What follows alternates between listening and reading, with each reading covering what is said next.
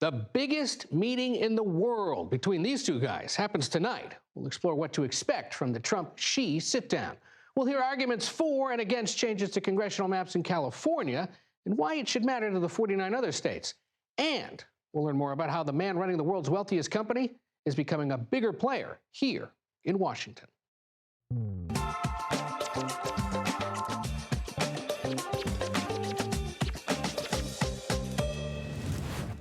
A happy Wednesday to you. I'm Ed O'Keefe in for Major Garrett. Welcome to the Takeout. There are but a few moments on Earth these days that can capture most, if not all, of the globe's attention. And one such event happens in the coming hours. President Trump and Chinese leader Xi Jinping, the two most powerful men in the world, leading the world's biggest economies and militaries, are set to meet on the sidelines of an economic conference in South Korea.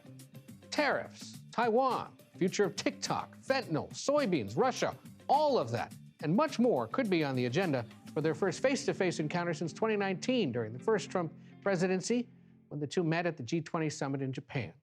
Both leaders want to be seen back home as tough on the other, but both understand some level of cooperation is required. What the two leaders agreed to discuss, what they avoid, and how they describe the meetings afterward could set the pace for much of the world's economic growth and geopolitical stability for the next several months. Trump has said he plans to visit China in mid-February. So we begin tonight with our Weijia Zhang, who's following the president at that economic summit in South Korea. Weijia, happy Thursday morning to you. What are we anticipating in the hours to come in this meeting between President Trump and President Xi? Thank you for that timestamp, Ed. And here I would say good morning to you.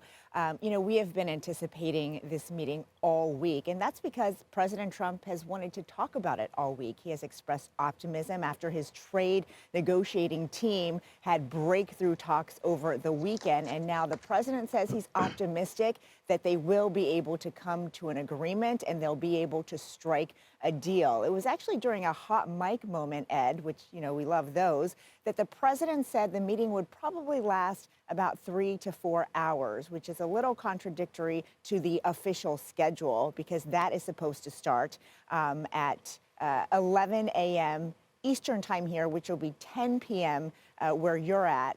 And then he's supposed to take off for Washington just a couple hours after that. But you never know what happens when two leaders, especially of this magnitude, enter a room. Obviously, they'll also have translators with them, which will add some extra time. But Ed, you are absolutely right about the consequence of this meeting and the consequence of a potential trade deal, because there is so much at stake, not only for American consumers, but American farmers, just ahead of the holiday season. And we've heard the optimism of the president. Have we gotten any sense of what the Chinese hope to get out of this? Well, the Chinese have also expressed optimism that they could reach an agreement. The Treasury Secretary, Scott Bessent, said they already have a framework in place. But it's also telling what else the Chinese foreign minister has publicly said, because one of the things that the president is gunning for is more curbing of the chemicals that flow into the U.S. to make fentanyl. And the Chinese want those related tariffs to come down. They also want to avoid separately an additional 100% blanket tariff on all Chinese imports into the U.S. But the Chinese have said, look, we've already done a lot to counter those chemicals. We've already worked on this. Our counter-narcotics program is strong. And he said that it's the U.S. that has to do its part as well, Ed. So the fact that they are pushing back on that publicly is a signal that perhaps that component of the deal will be tough to navigate. Now, the president is asking, as I mentioned, for China to resume the purchase of soybeans from America because they've been going to South America instead. And our farmers have told us many times how much they are struggling. And the president obviously also wants access to China's rare earth minerals that are critical to build everything when you're talking about anything in technology. And so those are the things at stake here, Ed. And if they are not able to strike a deal, it could be very tough, again, not only for America, but for the entire global economy as well. Indeed. Well, as the sun comes up over there in South Korea, I know you'll be tracking it for us here on CBS News 24/7. The president flies back here to Washington tomorrow. I'll pick it up from there. You'll be traveling home safely. Weijia Zhang, good luck today. and we'll be in touch. Sticking overseas, Israel says the ceasefire with Hamas is back on after dozens of airstrikes on Tuesday. Forgive me. According to Gaza's Hamas-run Ministry of Health, 104 people were killed. Israel claims Hamas violated the ceasefire and that they were able to hit, quote, dozens of terror targets and terrorists. CBS News national security contributor Sam Vinograd joins us now. Good to see you, Sam, here with us in Washington. How do we assess the state of this ceasefire, given that Israel did what it did yesterday in response to what Hamas had done? Well, Ed, I think we have to put this in context. Of course, the murder of an Israeli soldier, which is why Israel said that it conducted these strikes against Hamas, the murder of the Israeli soldier, the death of tens, if not over 100 Palestinians, including civilians, is incredibly horrific. But at the same time, ceasefires aren't meant to be broken, but they sure are broken a lot. And we expected to see various reversals by both sides, various steps back from the terms of the ceasefire as phase one of the deal was concluded and as we hopefully look forward to phase two. So we should expect more hiccups in this process while Hamas, Israel, and the international community work to ensure that the framework stays in place. And speaking of phase two, we're not there yet, right? We haven't heard much about progress in that regard in terms of winding down Hamas and standing up some new governing authority over Gaza. That's what makes this even trickier, right? Is that there's no progress or apparent public progress in these talks while this incident occurs. Well, other than the exchange of hostages, Palestinian prisoners, and detainees, there hasn't been a whole lot of progress made, and Israeli withdrawals to a certain red line within Gaza. There's been less progress on, for example, getting more assistance in. There has been a civilian-military coordination cell set up, but there are still issues with getting more assistance in. And in terms of Hamas's disarmament, in terms of an international security force, and in terms of a governance body for Gaza, we've seen less progress on that. And the reality is, though, Ed, we all do need to exercise some form of strategic patience. This is a very difficult deal to negotiate. And while the president supercharged this when the ceasefire was signed, which was a momentous occasion, these other steps do take time and are going to require not just resources, but sustained attention from the international community. And complicating this more, the IDF posted a video they claim reveals Hamas was staging a recovery of hostage remains.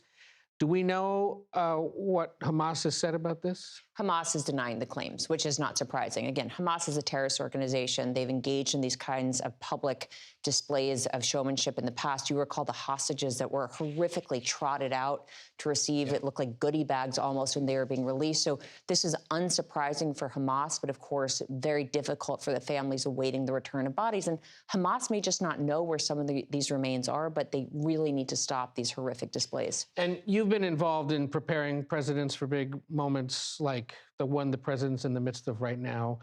He's over in Asia on a completely different time zone and sort of clock dealing with that. This situation happens in the Middle East. How tricky can it be to sort of divert a president's attention to this other thing and say, hey, you're over there in Asia dealing with this, but something just picked up and it got a little urgent over here in the Middle East? The three presidents that I served under were able to walk and chew gum, and that's because they had advisors around them that were ensuring they got the information they needed, and they had 24/7 classified and unclassified communication. So I do think it's possible for a president to pay attention to what's happening in another part of the world. But I've got to tell you, Ed, you were just talking to Weijia, this bilateral summit with Xi is going to be tough. The Chinese are so prepared for these meetings. They know every detail. They study up on both the president and his cabinet, and they're coming really ready to negotiate in a very prepared way. Yeah, so lots of global challenges facing the president as he has a bunch waiting for him when he gets back here. Sam Vinograd, it's always great to see you. We shift back here to the United States, where the Federal Reserve today cut interest rates for the second time in a row, despite inflation remaining above its target rate. Here to explain the move, well, none other than someone who knows all about it, Kelly O'Grady, who was there at the New York Stock Exchange. Kelly, good to see you. Why did the central bank do this today? Labor market. That's really the focus. And it was the last time around when they cut interest rates the first time this year, back in September. Chair Jerome Powell emphasized that they're seeing growing weakness in the labor market. And yes, inflation is rising. Remember, the one piece of economic data from the government that we got during the shutdown came last week in the form of the Consumer Price Index. It said that inflation has ticked up to 3%. but it was less than expected. And so it's not that Chair Jerome Powell said, hey, we're out of the woods when it comes to inflation, but it's really the fact that they're seeing that concerning weakness in the labor market. He was actually asked at one point about all the layoffs that we've seen this week in the past few weeks at Amazon, UPS, Target. And he said, quote, they're watching it very, very carefully, Ed. So it's really all about the labor market and wanting to ensure that that doesn't get worse. Okay, so those are numbers and theories and professionals dealing with all this and trying to manipulate the market such. How does it affect everyday Americans? So it just got a little bit cheaper to borrow money, essentially, right? The benchmark interest rate, that's what the Fed sets. It went down to 3.75 to 4%. That is the lowest that we've seen it since November of 2022. But, it's going to impact things like your credit card rates, your auto loan rates, your adjustable mortgage rates. The thing is that a quarter point, it's not huge, right? If you've got a credit card interest rate of over 20%, a quarter of a percentage point is not going to move the needle much. And I think when we've talked to, I know you've talked to a lot to lower income consumers, we're hearing over and over that when you've had prices rising cumulatively over the past 5 years, more than wages have, at quarter point, it's not doing enough for people to really feel that relief. And the Fed's got one more meeting this year. Would they cut rates again, or would they wait, or is it too soon to say? So, Ed, the second Powell uttered the phrase that the December rate cut is, quote, not a foregone conclusion, I'm at the New York Stock Exchange, the market just started selling off, right? Because at the last meeting, we expected to get 2 rate cuts, including today. So that would have meant another cut in December. And he said, especially with the lack of economic data and these push-pull between rising inflation and the labor market, that is certainly not something that can be said with certainty, I guess is how you would say it. Investors didn't like it, and I don't think businesses or consumers like to hear that either. We shall see. Kelly O'Grady at the New York Stock Exchange. Thank you, as always. Great to have you join us and explain all that. We'll talk to you soon. With no end in sight, the government shutdown will see money for food aid run out this Saturday. Next, I'm joined by New York Democratic Congresswoman Laura Gillen.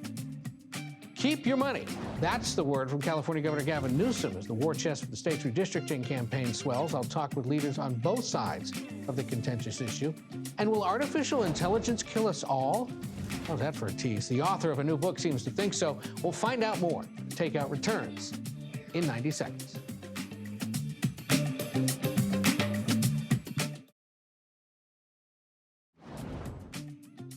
Welcome back to the Takeout. Food aid under the Supplemental Nutrition Assistance Program, better known as SNAP, is on track to run out this weekend for 42 million Americans because of the ongoing government shutdown. Earlier, Democratic Senator Ben Ray Lujan tried to pass a standalone bill to keep federal food aid funded. Here's what Senate Majority Leader John Thune said while objecting. The senator from New Mexico was absolutely right. SNAP recipients shouldn't go without food. People should be getting paid in this country. And we've tried to do that 13 times. And you voted no 13 times. Getting a little feisty there in Washington. New York Democratic Congresswoman Laura Gillen joins us now to discuss. She is, you're not in Washington, right? You're back home on Long Island? Yes, I got back home late last night.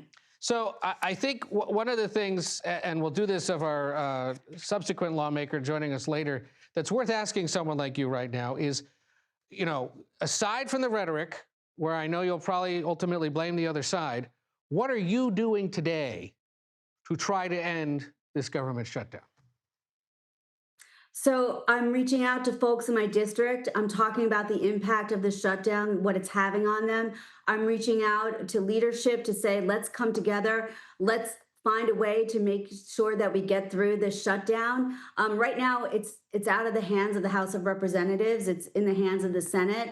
And I've heard some encouraging things that they're actually talking to each other, which is what did not happen in the House of Representatives. There was absolutely no dialogue between the Republicans and the Democrats when they were talking about passing a CR. That's not the way to govern.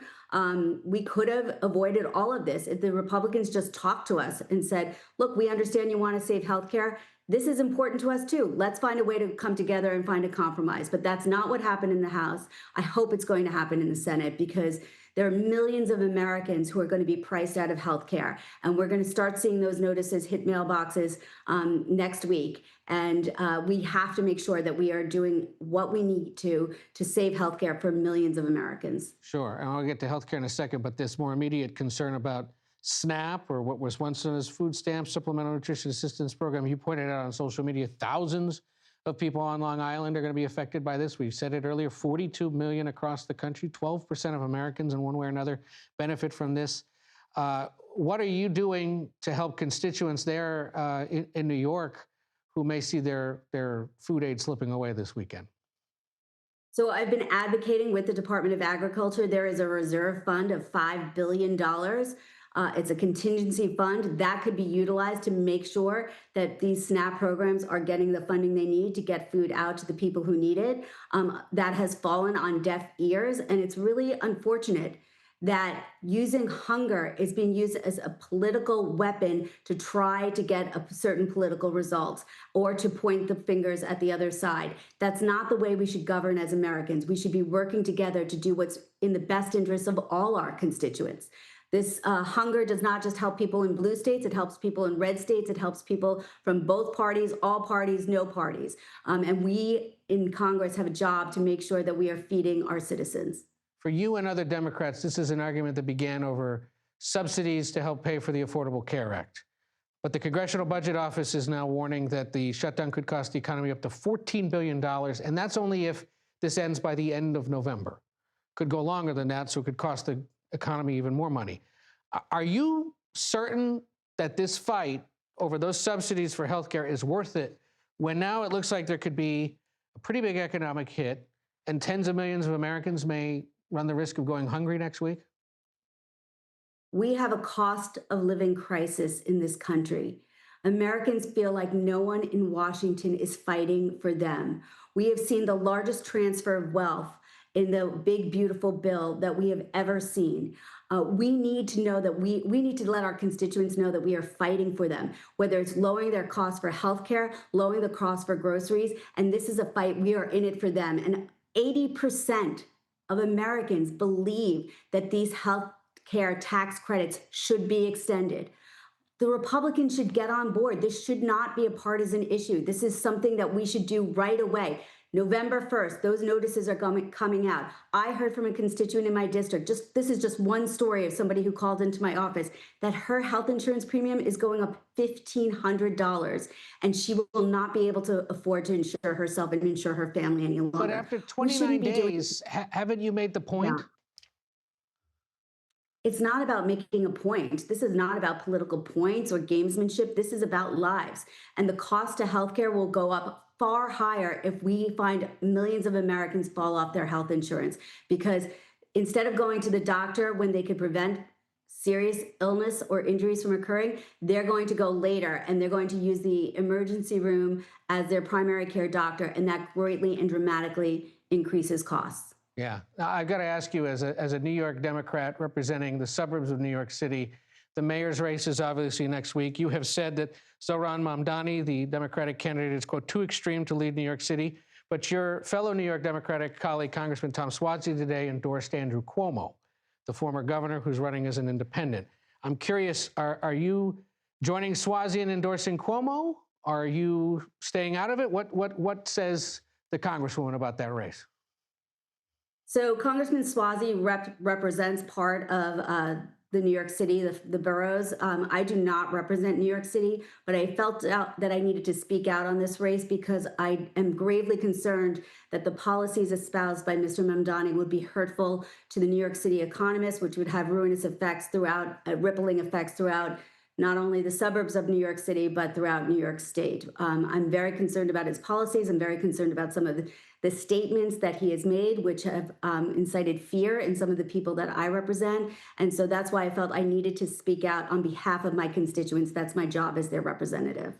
The issues, his statements about the Middle East and such aside, and that's an obvious concern for many communities across the tri-state area, what about a rent freeze or free buses would adversely affect the economy of Long Island? So first of all, nothing is free. There's always a cost.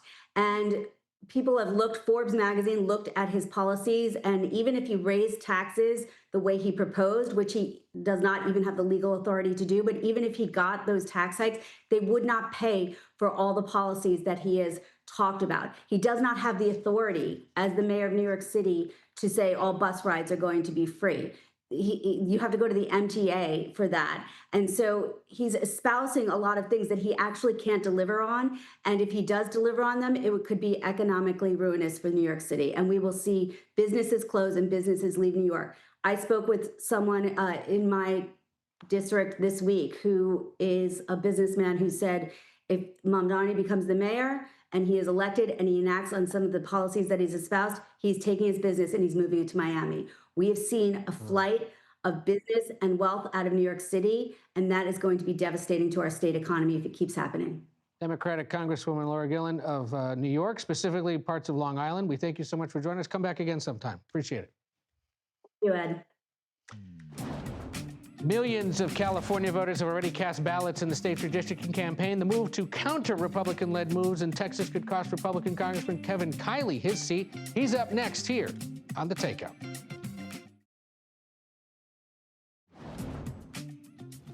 Welcome back. Here's some of what else we're watching this evening. Hurricane Melissa is heading for the Bahamas next after hitting Jamaica and Cuba over the last 24 hours. First responders in hardest-hit Jamaica are now starting rescue and relief work. The storm hit the island nation as a Category 5 hurricane. It then made landfall in Cuba as a Category 3. There have been no definitive reports yet of storm-related deaths. On Capitol Hill, House staffers were notified that they will miss their first paychecks on Friday due to the government shutdown. In a memo obtained by CBS News, the House Chief Administrative Officer said payments will go out as soon as Congress reopens the government. California Republican Congressman Kevin Kiley is here with us now. Thank you, Congressman, for being here. You get extra bonus points for being here in person. And you are a bit of a rare species these days in D.C. You're a rank-and-file House Republican who's actually in town. It really shouldn't be that rare, but yeah, it is what it is these days. The good news is more and more have been coming back in town. Do you have any sense when the Speaker's going to bring you all back? I don't. I mean, he seems to have indicated that it's once the government is back open. Of course, my view is we have a lot of other things we could be doing right now, and it probably would help to get the government back open if we actually had the House of Representatives in town. I think, given that you are a member of Congress and Americans across the country are wondering why on earth is this taking so long, it's worth asking you, beyond the rhetorical arguments you might make about the other side, what have you done today or in recent days to try to reopen the government? Well, for my part, I've been trying to have conversations with folks on both sides of the aisle, and because I have made a point of actually being here since even though the House is out of session, a lot of people have stopped by my office, have called and said, how can we find some common ground here? So we've had some very constructive conversations. That's the good news. Bad news is, of course, the government remains closed with really just escalating consequences for millions of Americans. And what's the incoming from constituents like in terms of, I'm trying to get a government service that is or is not available right now? Are you dealing with a lot of that as well? Yeah, of course, people are exasperated. I mean, we're talking about, people losing access to critical services, food assistance that they're not going to be getting, air traffic controllers having to show up without paychecks, all because politicians in Congress aren't doing their job. It's no wonder Congress has a 13% approval rating with the American public right now. Now, you're here predominantly to discuss what California voters will be considering next week, which is Proposition 50, this idea that the state's redistricting commission would be suspended until after the 2030 census, allowing the legislature to redraw the lines essentially in favor of the majority party of the Democrats and respond, in essence, to what went on in Texas. You're opposed to this as a Republican member of Congress, and you've put forth legislation that would essentially stop this from happening across the country. But there are at least 9 states right now, either through legislation or lawsuits, that are doing this. And I wonder what you make of this snowballing that continues to proceed across the country. Yeah, I think it's terrible. It's exactly what I warned about months ago, is this sort of domino effect. That's why I proposed legislation saying that this should not happen anywhere. We shouldn't be doing these mid-decade gerrymanders. We should only be redrawing district lines once every 10 years after the census. And so my legislation would apply to every single state. And for the same reason, I've argued that we shouldn't pass Prop 50 in California because gerrymandering is wrong. It doesn't matter if it's happening in Texas or in Virginia or in Illinois or in California, and our voters should reject it in the one place we can, and that's our own state. 62% of Californians say in our recent poll, though, that they're voting for this. Why are they wrong? I've seen numbers across the board, 56, 62. The reality is when you ask Californians, do you believe that district lines should be drawn by an independent citizens commission, or do you think that lines should be drawn by politicians? Overwhelmingly, Californians say they like our Independent Citizens Commission. The Yes on 50 campaign has tried to confuse the issue and make this campaign about a lot of other things. But my message to voters is simply that if you disagree with gerrymandering, then you should vote no, because this proposition is about one thing and one thing alone, and that is to bring California back to the era of political gerrymandering, and not just any gerrymander, what Princeton University has called one of the 2 worst gerrymanders of the last 50 years. You guys, I keep hearing Republicans in California call it an independent redistricting commission, but it is Democrats, Republicans, and a handful of independents working together, right? And they're appointed by either party?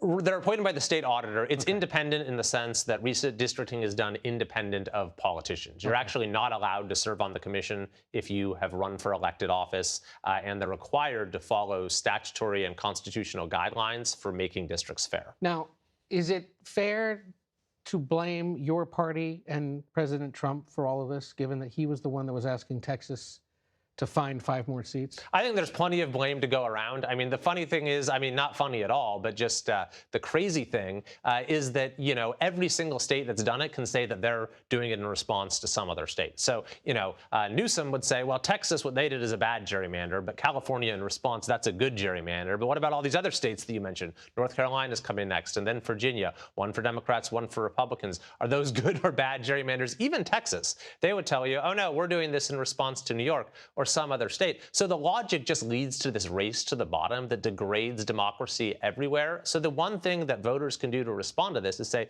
no, we're not going to do this. We're not going to continue this race to the bottom. We're going to protect fair representation in our own state. Yours is a big district. You reminded me, runs from Lake Tahoe, Mammoth Lake down near Sacramento and then further south. However they redraw it, do you run again?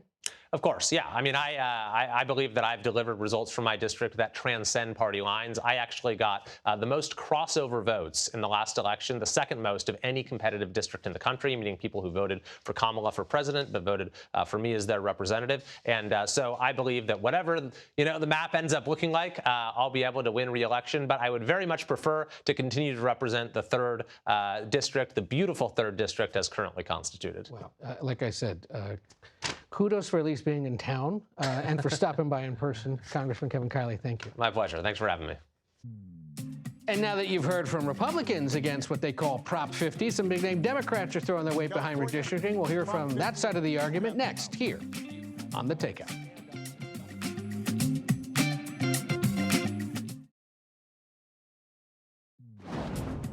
Welcome back. Those behind California's push to redraw congressional lines are making a final pitch to voters in an ad that landed today starring some well-known party figures. Take a look. California, with Prop 50, you have the power. You have the power to stand up to Donald Trump. You have the power to protect reproductive freedom. You have the power to stop election rigging. You have the power to give America a fair midterm. We're joined now by one of its biggest proponents. David Huerta is president of Service Employees International Union, California, and he's in our studios in the Bay Area. Mr. Huerta, thank you so much for joining us. Elevator pitch it to the viewers across the country. Why should Californians be approving this new map? How is it of benefit to the people of California and potentially to the rest of the country? Well, and thank you for having me, Ed. I mean, first of all, I think this is the issue for Californians that is very personal. We've seen what this administration has done, both in its actions and how it has been. You know, we saw the summer in Los Angeles, and a lot of people are really having a significant opinion on those actions. And I think a lot of folks right now feel that this is the opportunity to clap back at this administration and really voice their displeasure with what's happening coming out of D.C. and coming out of this administration and what they're doing. And so they see this as an opportunity to clap back, and that's what we're doing. And they're voting in, they're responding and making this happen. And when I've talked to folks, they're saying, yes, I'm 50. 4.8 million Californians, I believe, have cast their ballots already for what would essentially do this. If you look here on screen, you got about you have 9 congressional districts that are Republican right now of the 53. This new map on the right would make it a lot bluer across California. And you mentioned the situation in Los Angeles over the summer. You were arrested at one point during anti-ICE protests there in LA. On the streets of that city right now and other parts of the state, is it as concerning to you as it was then, or is that issue dropped down a bit? No, I mean, this issue continues to be a concern for all Californians, and not just Californians, but for people across the country. You've seen what they've done in D.C., you see what they do in Chicago, you've seen what they've done in Portland and Memphis.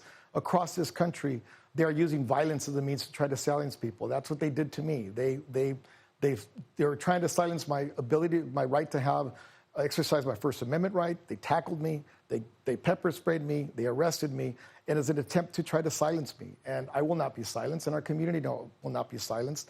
And that's exactly what this is at this moment in time, is that people are using their voice, and they're using their voice to their vote to vote yes on 50. And I think that's what really is coming down to, is how people are responding to this election right now, is how they're responding to this administration. So part of the reason I wanted to talk to you is because you and your union, how many members you got in your union across the state? We have approximately here in California, we're about 750,000 strong. Yeah, so that's a big number, and you can swing a few votes in any one direction. That's why you were featured at the launch of this redistricting campaign, and it's why any Democrat who'd like to be governor of California in the future is keeping you on speed dial. And I'm curious, you've got Katie Porter running, you've got Villaraigosa, the former LA mayor, you've got Javier Becerra, the former health secretary and congressman, and now there's talk of Senator Alex Padilla getting involved. Should Padilla be jumping into this race? Well, look, we encourage a robust debate as to who should be the next governor of California. But SEIU members are leaning in. They're participating. We've had over 12,000 volunteers, or 12,000 shifts and volunteers. We've knocked on over 100,000 doors. We've sent over 1.5 million, I think it is, last number of text messaging. We've been able to make direct voter contacts with over 25,000 voters across the state. So we're doing the work right now to make sure that this passes. And when we pass this on November 4th, and it is going to pass, we will start focusing on how we win in November of 2026. And part of that debate will be about a governorship, but it'll also be about, again, clapping back at this administration who, in all honesty, has failed working people throughout the country. David Huerta leads SEIU California, one of the big kingmakers out there in the Golden State. We thank you for spending some time with us. We will be talking to you a lot over the next year and in the years to come. Thank you for being here. We appreciate it. Thank you, Ed. Appreciate you. In other news, tech giant NVIDIA today became the first company to reach a market value of $5 trillion. That's with a T. This comes just one day after the chipmaker CEO took the stage at NVIDIA's developers conference here in Washington. He's now in South Korea. He's meeting with President Trump and other leaders there, showed his support for the president by donating to the construction of his White House ballroom. We are so delighted to be able to contribute in a small way to what is clearly going to be a historic and national monument. And so we're delighted to do that. Did a guy who runs a company valued at $5 trillion say they were contributing in a small way? Yes, in fact, he did. Finn Gomez and Jennifer Jacobs join me now. Jennifer covers the White House. Finn does as well as executive editor of politics in the White House, right? Yeah, he's in charge. You were there for this meeting with Jensen Huang yesterday. I mean, they just happened to have it timed for this, and then he had to fly off to South Korea. But he's become an incredibly key player in this town and is in touch with the president on a pretty regular basis now, right? That's right. He's the latest tech exec to have a lot of close proximity to President Trump. And I can tell you, Finn, after spending a few hours with him, watching him and asking him questions, he is a born salesman. He's the star of the AI world right now. He has a lot of Elon Musk vibes. He has the thing where he shuns suits in favor of these black jeans and the black motorcycle jackets. And he's one of the richest men in the world. And his company had to make a political calculation on how close to be to President Trump. You remember Elon Musk experienced the backlash against Tesla for his proximity to Trump. NVIDIA had to weigh that as well. Sources told CBS News earlier this month that NVIDIA had donated to that ballroom. Now, the White House would not confirm it to us.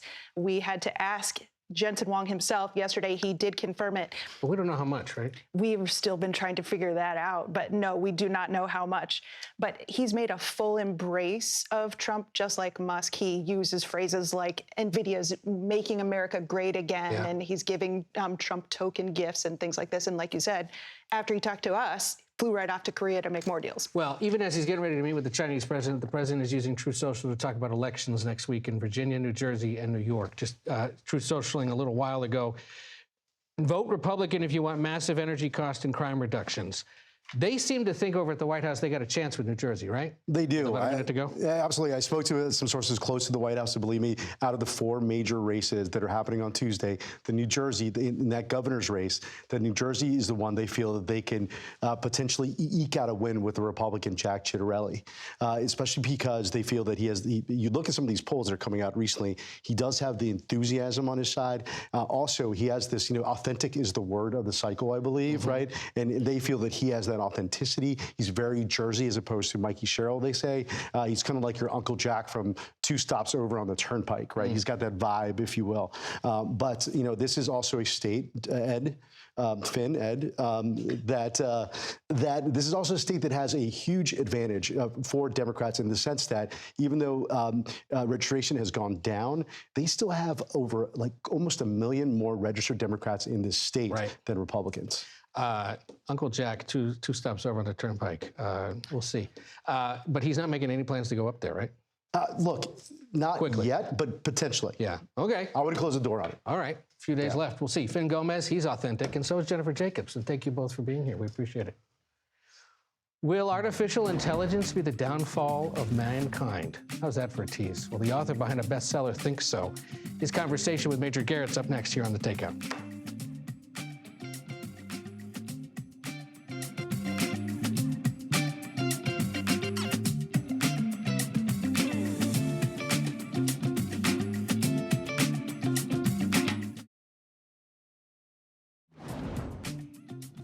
Welcome back. A new book argues that attempts to build superhuman AI have put the human race on a path towards extinction. The regular host of this program, Major Garrett, recently spoke to the co-author of If Anyone Builds It, Everyone Dies, Nate Soers. Something you highlighted on page 7 caught my attention. I want to read it to my audience. Listen carefully. It's going to take a minute, so stay tuned. Listen. If any company or group anywhere on the planet builds an artificial superintelligence using anything remotely like current techniques, based on anything remotely like the present understanding of AI, listen, then everyone, everywhere on Earth will die. You mean that? That's my best guess. Why are you so certain about that inevitability, which is part of what the early book part of the book is about, the inevitability of it? You don't know exactly how, you're not predicting the methodologies or the timing, but the inevitability of it is something you are nearly certain about. Only if we build it. But yeah, if we build it with anything like current technology, there's a bunch of reasons it goes bad, which is one way to get confidence. One reason is modern AI is grown rather than carefully crafted like traditional software. So people make these things by assembling huge amounts of computing power, huge amounts of data. They understand the process that tunes the numbers inside the computers until they happen to work, until the machines can happen to hold on a conversation. They don't understand why. They don't understand what's going on in there. We're already seeing them start to act in ways no one asked for, ways no one wanted. Separately, this is a scientific problem where humans usually solve scientific problems by trial and error. But on this one, if we make machines that are smarter than humans, and they do things no one asked for, no one wanted, there's no coming back from that. There's no second try. That raises the difficulty of everything. And then, this is more towards the later parts of the book, but people aren't really living up to this challenge. The approaches people are taking aren't really fit to the difficulty of the problem at hand. And so there's sort of 3 separate reasons why it looks bad. Each alone would be sufficient. All 3 is enough for confidence. For my audience's benefit, tell them a little bit about you and answer this question. Is this where you started when you began your inquiry and experience with artificial intelligence? Yeah, so my name is Nate Soares. I'm the president of the Machine Intelligence Research Institute. I've been working on this problem for a dozen years or so. My co-author, more like 25. The Machine Intelligence Research Institute was started actually to try to build super intelligent AI for the benefit of everybody. And you know, it turned out on further investigation that AI wasn't going to turn out well by default. You know, you might think that as they get smarter, they would get more wise, they would get more good. It turns out that's not a property of all machines. It turns out you've got to work to make them have good effects on the world. And then it turned out that problem's going to be hard. So the Institute has tried for some years now to make sure this is going to go well. I spent many years on the technical side of things on whiteboards trying to figure out how to make this go well. And with the modern AI boom, you know, the AI capabilities are getting better much faster than anyone's able to figure out how to do the job right. Now things are looking pretty bad. And explain to my audience the difference between growing something and crafting it. Yeah, so when your laptop has a crash or a bug or an error, there is some programmer who wrote the code that caused that error. You know, maybe it's acting in a way they didn't expect, but some programmers could go look and they could say, oh, well, okay, I put this here, I know what this does. They could change it, they could fix it. That's not how modern AI works. With modern AI, the part that programmers understand is a training process. They don't understand the thing that's getting trained or the thing that comes out of the training process.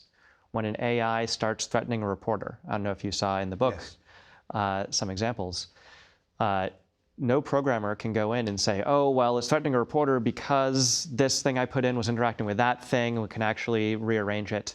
You know, we just grew these things and they happen to act in the threatening way, and then we can try to superficially change them to act differently. But even the superficial changes don't do what we want. You know, there was the case this summer of Elon Musk's XAI Grok that was acting too woke for his tastes, and he tried to make it act less woke, and it started calling itself Mecha Hitler. You know, we can do superficial changes, but ultimately the behavior of these things is not takes created. on a super intelligence life of its own.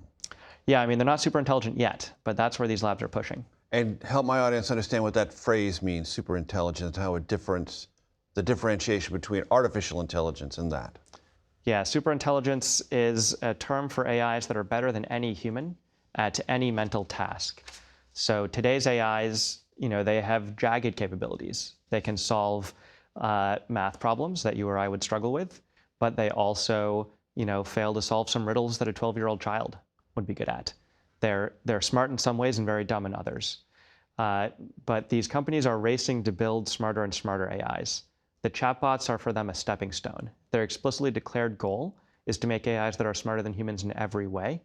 If we get those and they are pursuing things that no one asked and no one wanted, no one asked for and no one wanted, that's not going to go well. You can listen to that entire conversation on your favorite podcast platform. That's it for the Takeout today. Stick around. The Daily Report starts right now.